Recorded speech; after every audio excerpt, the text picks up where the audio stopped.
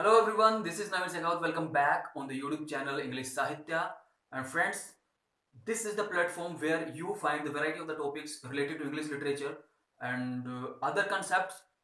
Those are related to NET, SET, and the different examinations. Those are particularly related to English literature. So, in this video, what I am going to talk about is going to be very simple, or we can say a bit simple, because in this video I will be taking the topic that is related to English, history of English literature.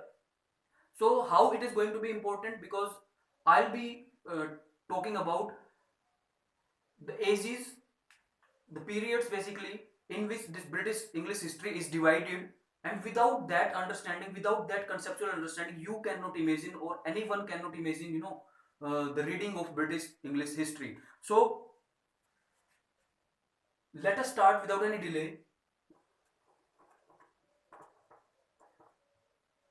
तो सबसे पहले हम बात करें कि जो history of English literature है, that is divided into ages and we can say the periods, और somehow it is relate also, divided into these eras. ठीक है, तो कैसे ये डिवाइड किया गया है इसको, and also side by side parallelly we will come to know about the kings, the chronology of the kings and queens, and after relating those two things we will be finding ourselves like we'll find ourselves in a different position, because we can relate kings and queens to those ages particularly. So let us start. So सबसे पहले हम जो है बात करते हैं Greco Roman period की.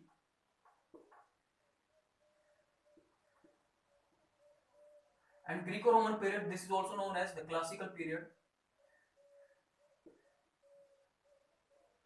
This classical period, it is considered from 1200 to 450. ठीक है, और अब 450 के बाद जो है असली जो है चीज स्टार्ट होती है, that is Anglo Saxon period.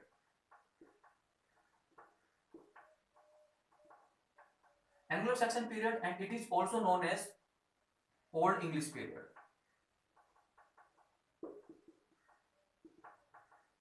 अब ओल्ड इंग्लिश पीरियड ये जो है, इसका जो टाइम स्पैन है 450 यहाँ पे एंड हुआ, 450 टू 1066.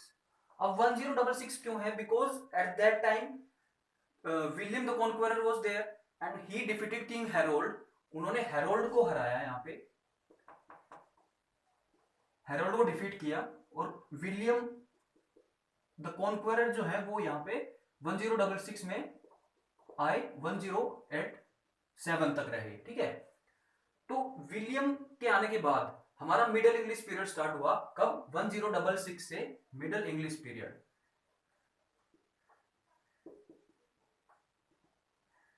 ये था 1066 टू 1500. अब ये जो है इतना लंबा जो टाइम पीरियड है, इसको अलग अलग एजेस के अंदर डिवाइड किया गया है, बिकॉज इस टाइम पीरियड के अंदर अच्छा सा जो है लिटरेचर जो है बेसिकली अच्छा, एक अच्छी फॉर्म में आ गया था. एंड दैट्स वाई हम जैसे चौसर हमारे पास हैं, ठीक है, तो जैसे एक चौसर की एज को के रूप में डिवाइड कर दिया इसको, और ठीक है, और उसके बाद नॉर्मन, एंग्लो नॉर्मन पीरियड कहा गया है उसको. ठीक है, तो एंग्लो नॉर्मन पीरियड जो है यहाँ पे था Anglo Norman period. You can understand the contractual form of these words like period, p and all. So 1066 to 1340, इसका जो टाइम स्पैन है it is considered like 1066 to 1340. Because Norman, Anglo Norman क्यों कहा गया? Because some effect of Anglo Saxon was there and Normans was there, so old English was there, French was there. ठीक है, तो जो ये जो नॉर्मैंडी से आए थे किंग विलियम, इनके नाम पे और इनको मिला के एंग्लो नॉर्मन पीरियड दिया गया इसको 1066 से 1340 तक. आफ्टर दैट एंग्लो नॉर्मन के बाद नॉर्मन एज ऑफ चौसर, ये 1340 से लेके और 1400 तक. ठीक है, then after age of Chaucer we have age of darkness,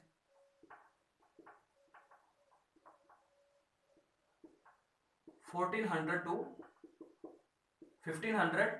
Age of darkness, why it is known as age of darkness? Because this time, at that time particularly, these wars were there, ठीक है, and no productive things was there, because no and not any literature also was produced at that time. That's why this age is known as age of darkness. बहुत सारे युद्ध हो रहे थे वहां पे, एंड ठीक है, तो कुछ ज्यादा प्रोडक्टिव हो नहीं रहा था. That's why this is known as age of darkness. उसके बाद हमारे पास मिडिल इंग्लिश पीरियड के बाद we have renaissance time. I am writing here it, renaissance period. ठीक है, इसको रेनेसा पीरियड बोलते हैं. And this is from 1500 to 1700. अब ये sorry 1600. This is considered as the renaissance time, and it is also divided into like Elizabethan as.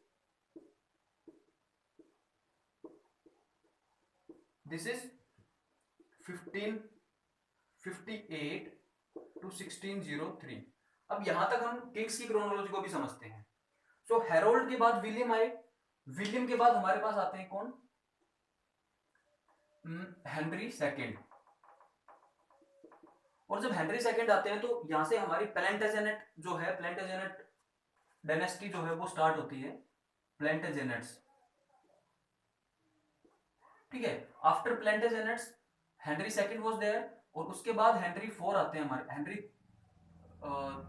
Four was there. और इनको बोला जाता है लैंकेस्टर्स, बिकॉज ये लैंकेस्टर फैमिली से बिलोंग करते हैं. And after that Henry fourth के बाद एडवर्ड फोर आते हैं. एडवर्ड फोर जो है वो यॉर्क फैमिली से बिलोंग करते हैं. And these particular kings were related to basically the war of roses, जो 1485 में खत्म हुई थी. और वार ऑफ रोजेस जब खत्म हुई तो हमारे पास जो किंग आए हेनरी सेवन. और हेनरी सेवन 1485 में आए थे, ध्यान रखना इसको, 1485 में. उसके बाद हेनरी एट आते हैं. हेनरी एट जो है, इन्होंने क्या किया? हेनरी एट के आने के बाद बेसिकली प्रोटेस्टेंटिज्म है वो स्टार्ट हुआ. प्रोटेस्टेंटिज्म एग्जिस्टेंस के अंदर आया. How? Because at that time the episcopal society was there. Episcopal कौन थे? लाइक जो गुरु होते हैं, ठीक है. And at that time the king were not the head of the state, but this the people of episcopal society was head of state. And popes were there, जो head of church होते थे उस time पे. Church से related है ये basically सारा. और जो गुरु वगैरह जो होते थे, ठीक है. तो बेसिकली वो जो सोसाइटी थी वो एपिस्कोपल सोसाइटी मानी जाती है. और हेनरी एट जो है, basically there was an issue like Henry VIII wanted to get the divorce from a lady, but this society did not allow. or Pope rejected the divorce basically, and that's why Henry VIII ने क्या किया, इनको एक तरीके से मतलब Episcopal society जो थी उसको खत्म किया. और खत्म करने के बाद हेनरी VIII जो है उन्होंने एंग्लिकनिज्म को जो है वो बढ़ावा दिया यहाँ पे. और एंग्लिकन चर्च जो हैं उनको इस्टेब्लिश करने की कोशिश की. उनके बाद हेनरी VIII के बाद हमारे पास क्वीन मैरी आती हैं. एंड जो मैरी हैं ये 1553 टू 58, यहाँ पे इनका जो टाइम पीरियड है वो ध्यान रखना इसलिए जरूरी होता है because she is known as bloody Mary. And why she is known as bloody Mary? Because इनके फादर ने क्या किया था, ही एस्टैब्लिश्ड दिस एंग्लिकनिज्म और प्रोटेस्टेंटिज्म जो था basically that was started. And but queen Mary she hated this Protestantism and this basically Anglicanism and all. So she started killing the people who are the follower of Protestantism or the Protestants we can say. So उन्होंने क्या किया, उनको मारना शुरू कर दिया. और that's why the big massacre was there, and that's why this queen is known as Bloody Mary. Mary is known as Bloody Mary. ठीक है. After Bloody Mary इनकी जो इलेजिटिमेट डॉटर मानी जाती हैं एलिजाबेथ. ठीक है, एलिजाबेथ आती हैं 1558 के अंदर और 1603 तक ये रहती हैं, रूल करती हैं. तो यहाँ पे हमारे पास आ जाती है 1558 से लेके 1603 तक एलिजाबेथन एज. ठीक है. अब एलिजाबेथन एज को शेक्सपियरियन एज भी बोलते हैं, ध्यान रखना ये चीज. Then after Elizabethan age 1558 to 1603, उसके बाद अब सबसे पहले हम किंग्स को ही समझते हैं, उसके बाद आते हैं हमारे पास जेम्स वन। ठीक है, जेम्स वन 1603 के बाद 25 तक ये रहते हैं यहाँ पे। James one was there. So James one के आने पे हमारे पास जैकोबियन एज जो है यहाँ पे वो स्टार्ट होती है 1603 टू 25। ठीक है, आफ्टर दैट जेम्स वन के बाद चार्ल्स वन आते हैं, और चार्ल्स वन जो है 1625 से लेके 49 तक जो है वो राज करते हैं। And that's why this after that after Jacobean age we have Caroline age. And in this we have, cavalier poets and all. So cavalier poets were basically who are the follower of Charles, and that's why those poets are known as cavalier poets. So Caroline age जो है वो किनके नाम पे है? Basically you can relate with that कि Charles one के बाद हमारे चार्ल्स वन के आने तक हमारे पास कैरोलिन एज आती है। कब से कब तक? 1625 से 49। आफ्टर दैट हमारे पास जो किंग आते हैं वो है ओलिवर क्रोमवेल। और ओलिवर क्रोमवेल 1649 से लेके 58 तक रहते हैं। ठीक है, but at that particular time this democracy was there. ठीक है, पार्लियामेंटेरियन सिस्टम वाज देयर। ठीक है, प्यूरिटन्स जो थे उनके बाद जो है ये ओलिवर क्रोमवेल और ये जो है ये आते हैं। और ओलिवर क्रोमवेल 1649 से 58 तक, जनरली ये 60 तक कंसीडर किया जाता है। तो ये जो कॉमनवेल्थ पीरियड बोला जाता है इसको, कॉमनवेल्थ पीरियड। ठीक है, 1649 टू 1660। अब ओलिवर क्रोमवेल 58 में he died. After that his brother I think was there, Richard Cromwell.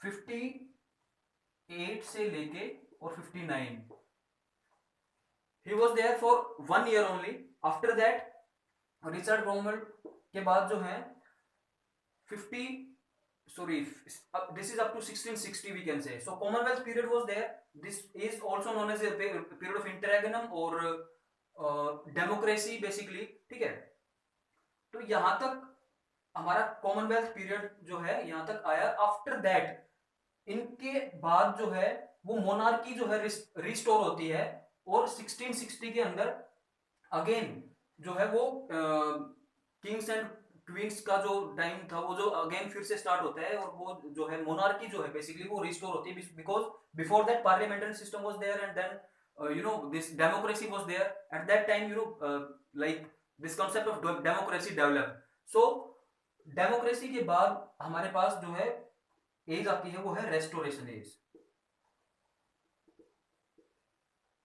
और restoration period we can say. So 1660 to 1700 यहाँ पे हमारे पास जो है रेस्टोरेशन एज चलती है। और why it is known as restoration? Because restore हुआ था कुछ। ठीक है, सो रेस्टोरेशन वाज देयर। उसके बाद जो है 17 not much important kings and queens were there. Yes, one more important thing, like James second जो हैं वो यहां आते हैं, और चार्ल्स सेकंड बेसिकली ये रहते हैं 1588 तक। ठीक है, और 1588 के अंदर ग्लोरियस रिवॉल्यूशन होता है। Glorious revolution that is related to William of Orange and Mary his wife. So उसके बाद हमारे पास कौन से हैं?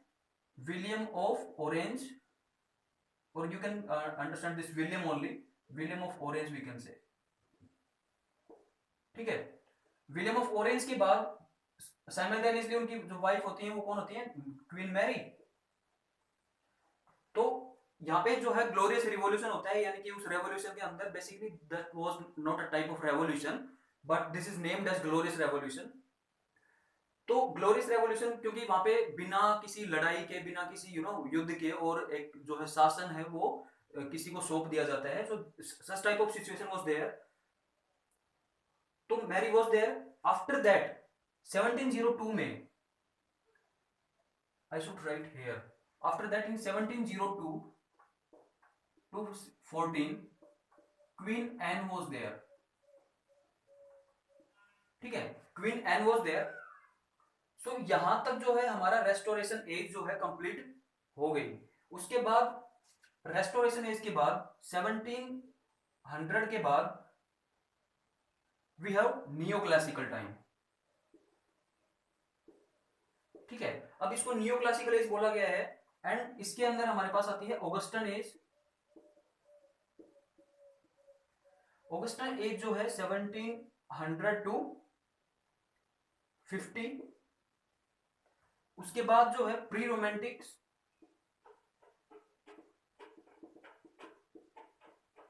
1750 टू 98। अब 98 के अंदर पर्टिकुलरली लिरिकल बैलेट्स आता है किसका, विलियम वर्ड्सवर्थ का, और वहां से हमारा रोमांटिक एज जो है वो स्टार्ट होती है 1798 टू 1837। अब यहां पे जो ध्यान रखने की बात है, प्री रोमांटिक जो एज है, ठीक है, 1702 टू 14 क्वीन एन वाज देयर, ठीक है, like Jonathan Swift was there and other writers those who talked about Queen Anne and all. So इनके बाद जो किंग जो है हमें याद रखने हैं या फिर जिनके बारे में हम रिलेट कर सकते हैं, वो है विलियम विलियम फोर जो है ये 1830 टू 1837, यानी कि क्वीन विक्टोरिया के आने से पहले विलियम फोर होते हैं, ठीक है। So that's why we have to keep in mind about William four was there 1830 to 1837। अब उसके बाद 1837 के अंदर कौन सी क्वीन विक्टोरिया आती हैं, ठीक है। अब रोमांटिक एज के बाद हमारे पास कौन सी एज आएगी, विक्टोरियन एज 1837 टू 1901, ठीक है। अब क्वीन विक्टोरिया यानी कि विक्टोरियन एज यहां से स्टार्ट हुई।